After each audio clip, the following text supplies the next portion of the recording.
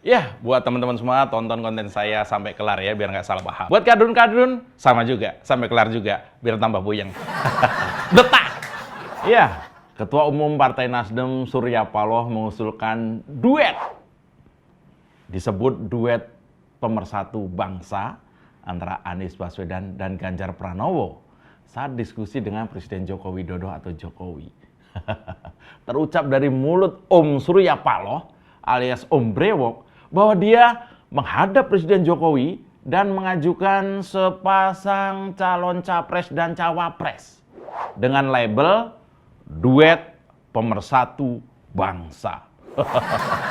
Jadi semacam sales produk paketan ya. Saya berimajinasi Om Brewok itu bilang begini. Oh, Bapak Presiden, ini saya ada barang bagus. Kualitasnya oke lah ya. Dan bonusnya nggak tanggung-tanggung Bapak Presiden. Beli satu, dapat dua Pak Presiden. Kalau capresnya Bapak setujui, cawapresnya kami kasih gratis. Saya yakinin duet yang saya ajukan ini sudah teruji, sudah terpuji, dan sudah terisi. Maksudnya terisi oleh berbagai pesanan kami. Pesanan kami itu maksudnya jangan sampai pada 2024 nanti kembali terjadi polarisasi. Polarisasi. Yaitu ada lagi yang dijulukin cebong dan kampret seperti waktu 2 pilpres yang waktu lalu itu. Demikian Bapak Presiden, kami tunggu kabar baiknya. Akhir kata, delima daunnya gugur dimakan hama 1 semester. Kalau diterima, kami berucap syukur. Kalau nggak diterima, terpaksa kami baper. Ya, itu tadi imajinasi saya yang agak jorok ya. Ya, fenomena politisi tua bermanuver demi masing-masing anak biologis maupun anak oportunisnya lagi santer memenuhi udara politik di Indonesia. Wong padahal mereka tuh kasak kusuknya luar biasa loh. Kok bisa ketika saya dan kawan-kawan setahun lalu mendeklarasikan relawan yang mendukung Ganjar, dibilang terlalu dini, terlalu cepat, terlalu mendahului. Bayangkan kalau gerakan mendukung Ganjar belum dimulai tahun lalu, dan saat ini bisa jadi figur yang jauh dari harapan bangsa pasti sudah lebih dulu menguasai keadaan. Kita-kita yang waras hanya akan jadi penonton saat figur yang bergandengan dengan para pengasong sistem khilafah dan penyuka radikalis, bahkan teroris, melenggang ke istana.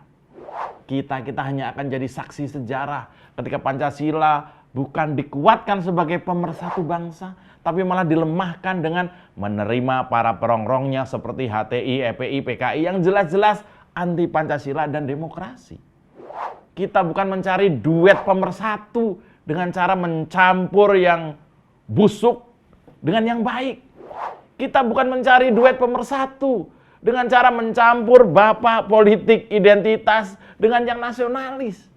Kita bukan mencari duet pemersatu dengan cara mencampur ahli ngomong doang dengan yang bisa menyenangkan dan menenangkan rakyat.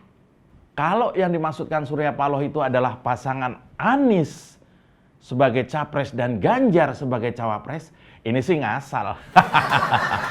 Masa iya? Sekelas Nasdem nggak punya tim ahli analisa, tim ahli fikir yang bisa mempetakan bahwa Anies itu ya begini, sementara Ganjar itu ya begitu. Masa nggak ada yang bisiki Surya Paloh bahwa oportunis itu begini, kalau nasionalis itu begitu? Masa nggak ada? Dengan branding yang seram, duet pemersatu bangsa, itu secara tidak langsung seolah Surya Paloh ingin menyatukan yang sedang bermusuhan. Seolah-olah. Yaitu kadrun-kadrun yang bangga dengan segala sesuatu yang berbau Wahabi. Dengan kita-kita yang waras dan mencoba untuk mempertahankan nasionalisme ini. Mereka yang doyan namanya konsep hijrah ideologi negara. Hijrah itu kan, hijrah. Hijrah ideologi negara. Yang tadinya Pancasilais mendadak jadi khilafais. Dan doyan mengharam-haramkan dan mengkafir-kafirkan kita yang berbeda.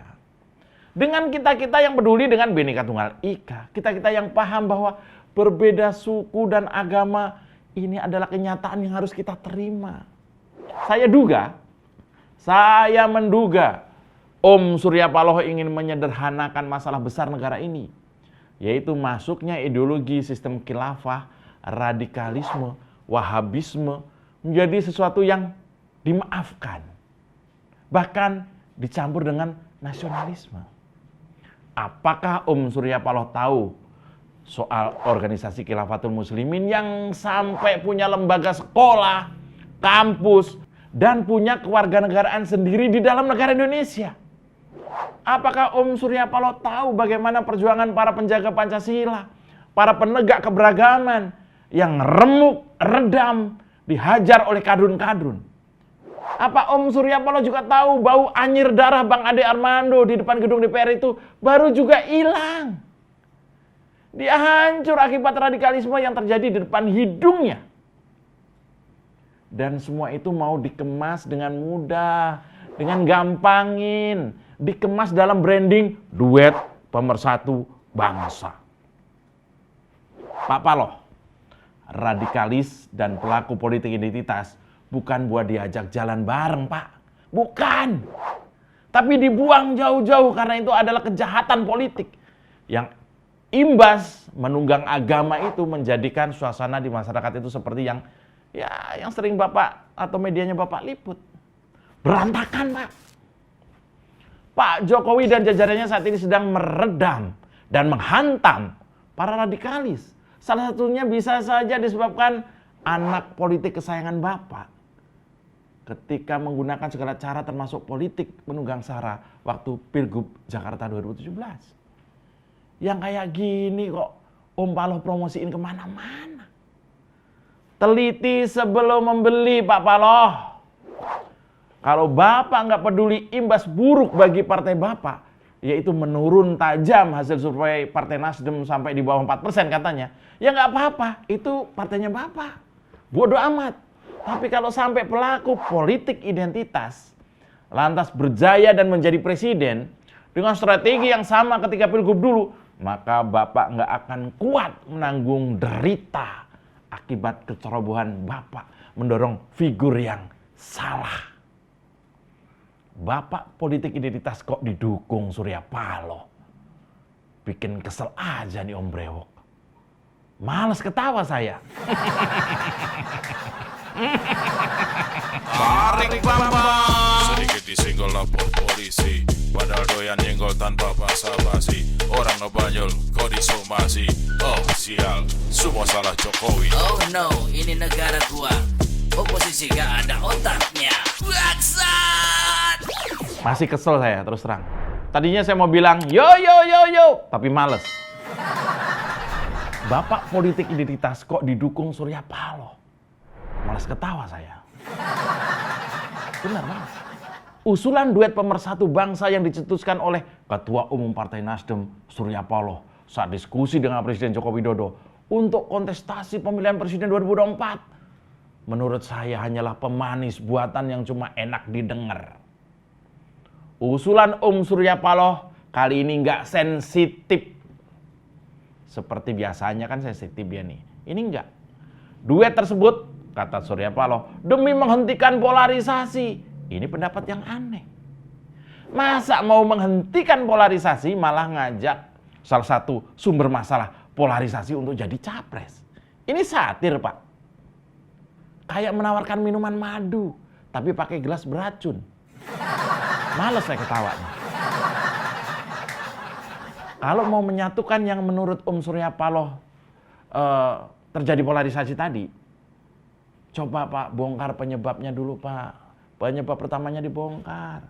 Memang sih harus juga saya apresiasi niat besarnya karena ingin mempersatukan simbol-simbol politik yang selama ini terfragmentasi secara ekstrim. Saya harus apresiasi ke Pak Surya Paloh, ada niatan itu. Tapi Pak, tidak semua elit politik punya pikiran sama dengan Om Surya Paloh. Coba tanya PKS. Pasti seneng banget kalau Anies yang dijadiin capres. Pak Surya Paloh tahu. Di Jakarta aja, Pak, kader Gerindra Ahmad Riza Patria yang dijadikan wakilnya Anies, begitu dipasangkan dengan Anies, Pak, jadi suka bingung mikir, Pak. Sering nggak tahu masalah penting di wilayahnya. Ini salah satu bukti kecil disinyalir Anies adalah pejabat dengan tipe one man show. Begitu dikasih kekuasaan, selesai yang lain. Dia hanya fokus kepada kepentingannya sendiri, Pak Paloh.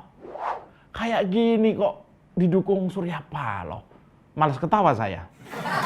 Tarik Bambang. Mas Jupri.